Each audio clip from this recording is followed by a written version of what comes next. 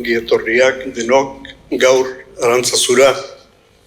Apostoluak eta pietatea jarri zirenetik 50 urte egiten diren honetan, Arantzazuko preleak gustora sentitzen gara, garai hartan eta gerora eraikuntza osoaren bultzatzaile eta sustatzaile izan geralako.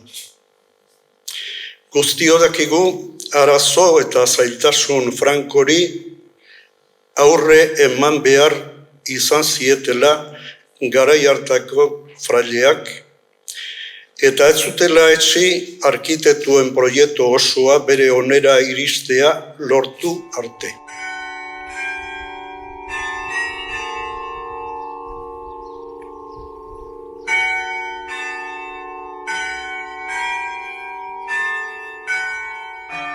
Leyendak dioenez, Rodrigo de Balzategi artzaina Aizkorriko mendietan barrena zebilen zintzarri baten soinua entzun zuenean.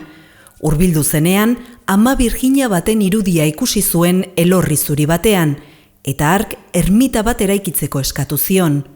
Hala sortu zen Arantzazu.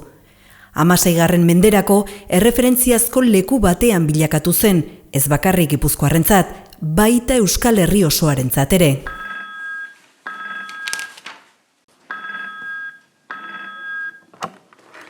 Bai, esan, hor ospakizunak bai gaur bertan hasita bat, Oteizaren lanekin egindako erakusketa bat, 50 lantxo edo, agur bai.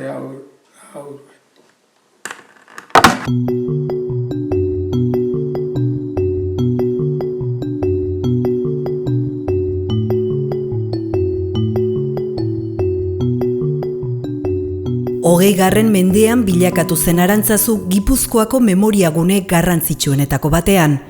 Eta horretarako arrazoi nagusia 1950ean hasi zen erreforma erraldoia izan zen. Denetara 14 erreforma proiektu aurkeztu ziren, eta Francisco Sáenz de Oiza eta Luis Laorga arkitektuek aurkeztutakoak irabazi zuen.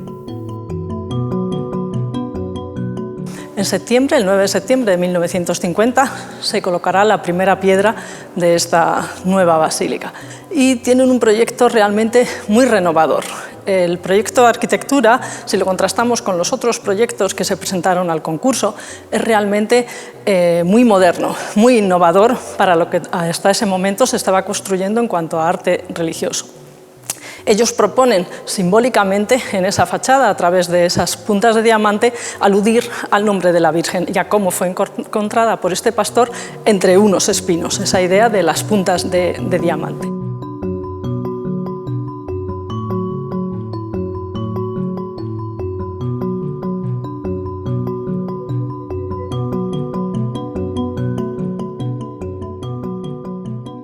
Behin basilika berria eraikita, proiektuak ezartzen zuen moduan apaintzeari ekin zitzaion.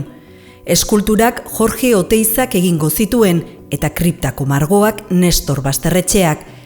Absidea Pascual de Larak egitea aurreikusi bazen ere, honen heriotza tartean, azkenean Lucio Muñozek osatuko zuen. Beirateak Javier Álvarez Deulatek diseinatu zituen, eta ateak Eduardo Txillidak.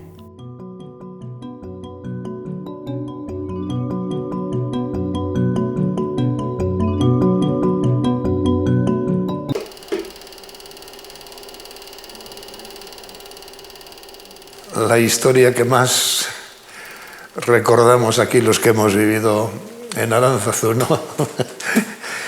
Cuando ya se estaba haciendo la iglesia y cuando ya estaban trabajando las piedras, cuando salíamos nosotros chavales con el bocadillo de paseo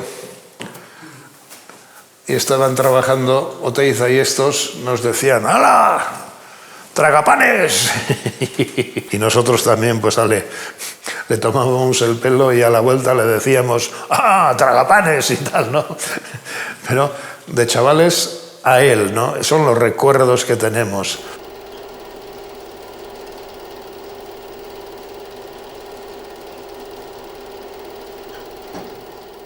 Hain zuzen ere, aurten Oteizak egindako apostoluen instalazioaren 50. urte hurrena ospatzen da.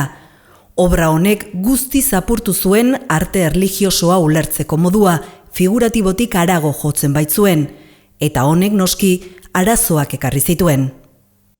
Para mí Aránzazu fue una vinculación, una integración total y responsable, digamos religiosa, con mi país, con el pueblo. Entonces me sentí vasco comprometido a no aflojar y a servir a este pueblo, a este país. Realmente fue el proyecto artístico más importante al que tuvo que enfrentarse, por muchos condicionantes, no solo por el artístico, sino porque también representaba muchas de las cosas que por las que Oteiza luchaba. Realmente estaba representando la fachada de la Basílica de la patrona de Guipúzcoa. Para él, claro, no podía haber, lo dice textualmente, un honor mayor y realmente tampoco, digamos, una cuestión que le comprometiese más. Aránzazu es Jorge Oteiza. Pero ¿cómo? No, por favor. Aránzazu No, es yo no Jorge Oteiza. Oh, antes que tirarme de aquí. No, hombre, sí, hombre, Oh, Jorge, no, déjate. No, me lo quito. ¿Qué tal de Aránzazu, Jorge? Algo, dinos algo de Aránzazu. Aquellos Es Oiza y algunas... Oiza con polémicas T, con Oiza el- con T. Sí. Oiza con T, No, que es no, Oteiza. no. Estábamos todos allí No. como discípulos.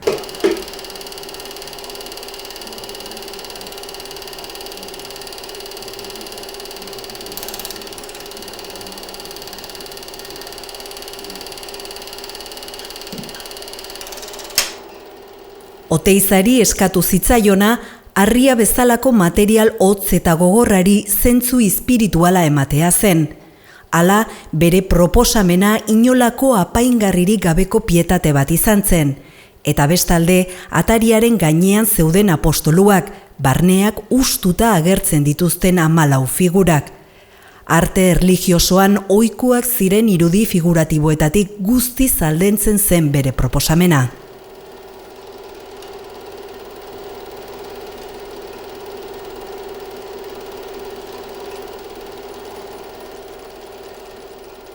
En realidad, Oteiza trata de representar una idea de comunidad. Son un grupo de personas que siguen una idea, tienen una idea común, ¿no? Esa idea de comunidad es una permanente en el caso del friso. La respuesta ante la pregunta que todo el mundo se hace en el friso, es decir, ¿por qué son 14? La respuesta está precisamente ahí. Son 14 porque él quiere que se produzca esa secuencia entre uno y otro de forma continua. Y él tiene 2 torres que le han dado los arquitectos y un plano de 12 metros. Para que los apóstoles tengan una escala correcta, él desarrolla en esos 12 metros las figuras que necesita en esa secuencia y necesita 14. Entonces él dice, he puesto 14 como podía haber puesto 50. Realmente pone, dice textualmente Oteiza, las que me caben. He puesto las que me cabían. Ez dago begiratu besterik, horiek daukaten osotasuna, momentu hartan ez ziren asko konturatzen, baina Oteizak esaten zuena, ¿cómo 14 cómo has hecho? Hombre, porque los apóstoles ya no están aquí, ahora somos nosotros los apóstoles.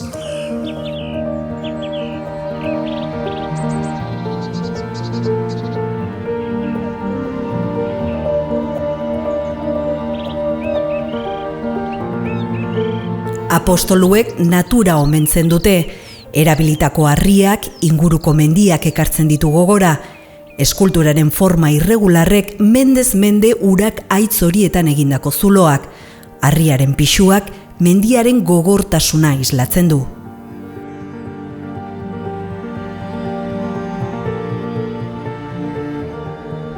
Aste oso bat pasatzen, ingurui begira, arkaitzei begira, eta hor biden berak utezan hemendik 4 kilometrora arkaitza hundi bat dago, oinatetik gatozela plast ikusten dena, ari begira egotezan asko.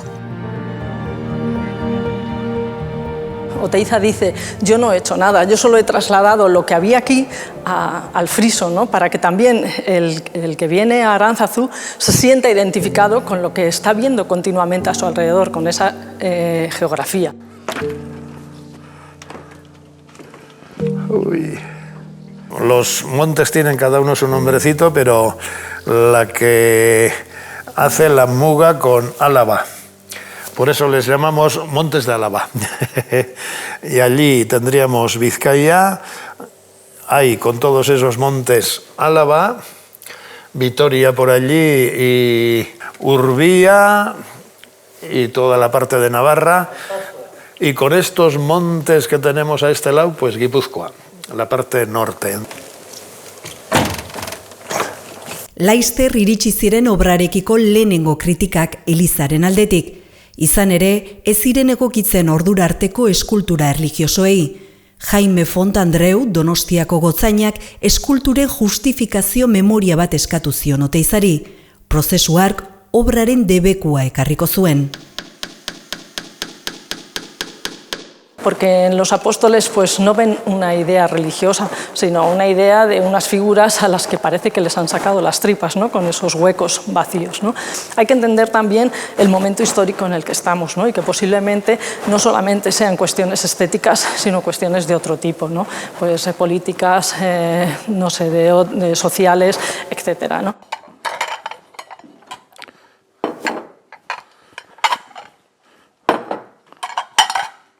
Naiz eta esan zen Erromak debekatu zula, garai hartan kontuan hartu behar da, ez zegoela harremanik Erromarekin, etzan posible gainera.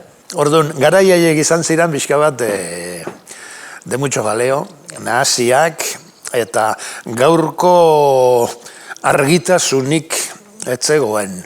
Eta orduan batez ere zeon distantzia handi bat, autoridade eta mandamasoietatikan jendexearen gana. Ante la condena que pedían para nosotros los vascos, los caciques estos y los curas y demás, en contra de Aranzazu, mandaron la protesta escrita de tal modo que el Vaticano no tenía que decir más que sí o no. Entonces dijo sí y se terminó, vinieron con su...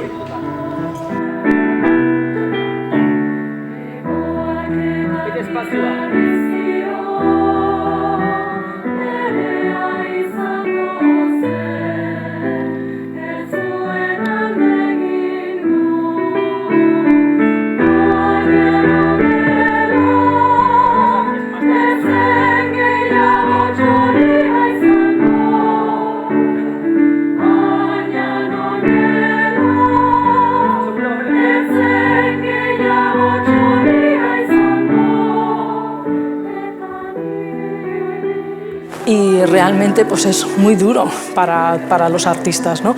Y especialmente para Oteiza pues creo que sería uno de los momentos más difíciles de su vida, porque se da cuenta que este proyecto en el que él cree firmemente, no solo escultóricamente, sino por todo lo que simboliza, pues no se va a poder llevar a cabo, ¿no? Y en el caso de Oteiza, la fachada quedará vacía, esas imágenes de los hierros que hemos visto, ¿no? Saliendo de la fachada, y los apóstoles quedarán abandonados, tirados en la carretera, en la curva de Azkartza, a la carretera antes del acceso al santuario, ¿no? Y así se quedan abandonados al borde de la carretera hasta 1968, que esto hoy cuando lo cuentas parece increíble, pero fue cierto, o sea, fue así realmente.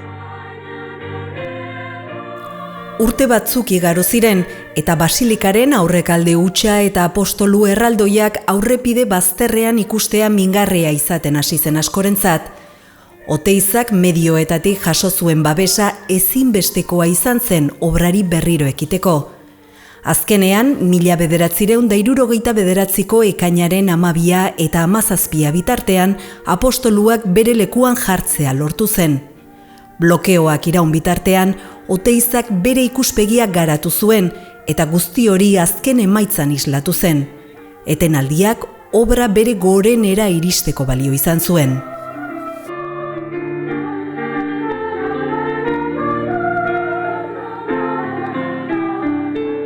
Allí mismo, nosotros el año 56, siendo chavales, llevamos las piedras que estaban trabajando aquí cerca, delante de la portería nuestra, con unos rollos de madera, los llevamos tirando con cuerdas, unos 60-70 chavales, llevamos a aquellas esquinas donde estuvieron después pues otros 9 o 10 años hasta que los terminaron y ya pudieron ponerlos historia larga.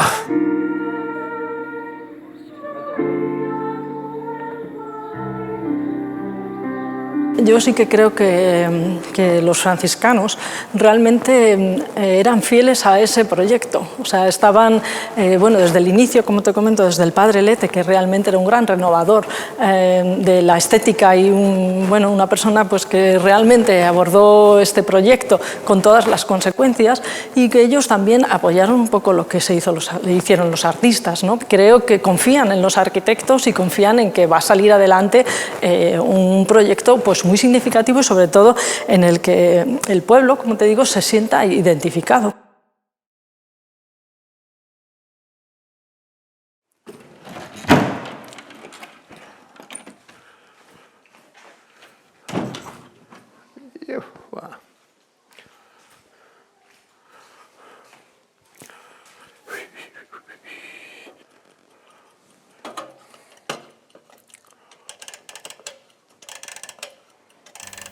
Baina fraideen konpromisoa ezen basilikaren eraldaketarekin agortu. Frantziskotarren helburua euskal kultura sustatzea zen, bere osotasunean, eta horretarako hizkuntza ere ezinbestekoa zen.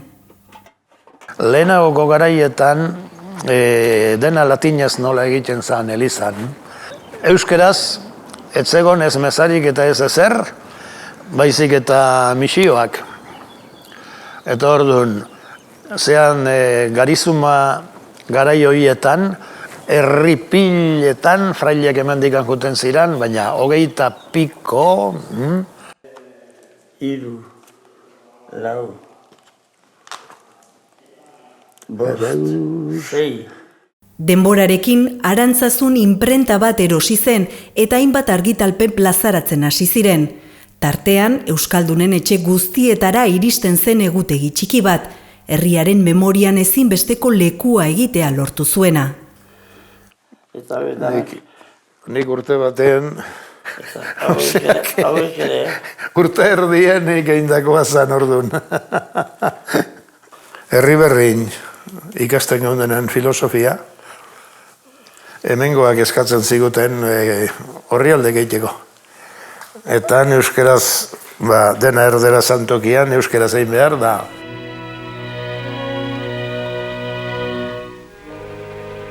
Los colegiales seráficos y los estudiantes de teología disponen de una gran biblioteca con toda clase de libros de consulta y una nutrida hemeroteca. 1956an Jakin aldizkari argitaratzen hasi ziren, erlijio eta hezkuntza gaietan oinarritzen zena, eta helburu nagusi bezala euskararen defentsa eta soziologia eta politika gaien garapena zituena. Realizan toda clase de trabajos tipográficos que se caracterizan por su exquisito esmero y editan también varias revistas de carácter religioso. 1967an aldizkaria zentsuratua izan zen euskal gaiekiko zuen loturagatik eta bere ideologia sozialistagatik. 1977 arte ez zen berriro plazaratu. Dotoreak. Es el primer número. Y esto es ya, bueno, ya en tamaño menor, con buena imprenta y bueno, haudek edertasun completo.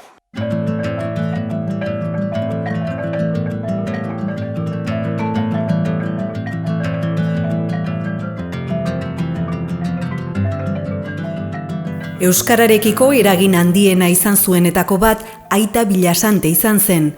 Frankoren diktaduraren gogorrenean, euskararekin edo euskaldunekin lotura zuen edozein gauza ia debekatua zegoenean, Bilasantek eta beste hainbat pentsalarik aurrera pauso bat eman zuten. Arantzazun, euskara batua sortzeko lehenengo bilerak antolatu ziren. Hizkuntza batzea ezinbesteko urratsa izan zen bere biziraupenerako, urteekin ikusi den bezala.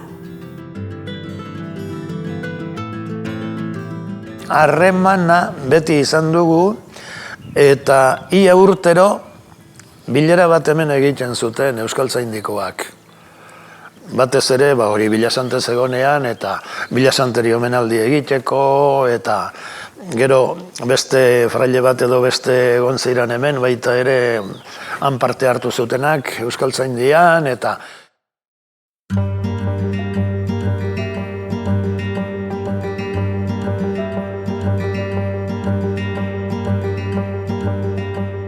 Artea, kultura, hizkuntza, bere historia guztian zehar, Arantzazuk harri-zarri eraiki ditu bere oinarriak, harri-zarri egin du herria, dudarik gabe Euskal Herriko memoriagune garrantzitsuenetako batean bilakatuz.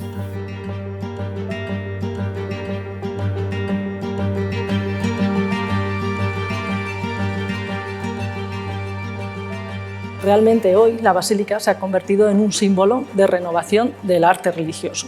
Esto sucede porque en ese proyecto colaboran arquitectos, pintores y escultores, pero sobre todo, y esta es una idea que creo que todos tienen en mente, todos reman a favor de la basílica, es decir, hacen un proyecto común.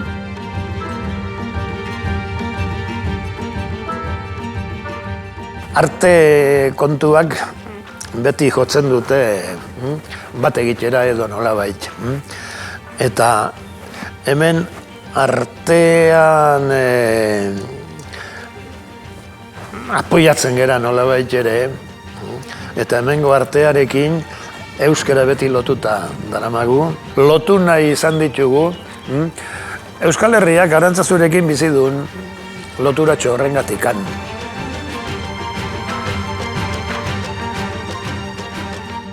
Porque Oteiza trató de mirar continuamente hacia atrás, de mirar a la prehistoria y a todo lo ancestral y cultural del País Vasco para de ahí partir hacia una modernidad, intentar cambiar a través del arte ese concepto que él tenía de lo estético y de cómo debía ser el arte de su tiempo.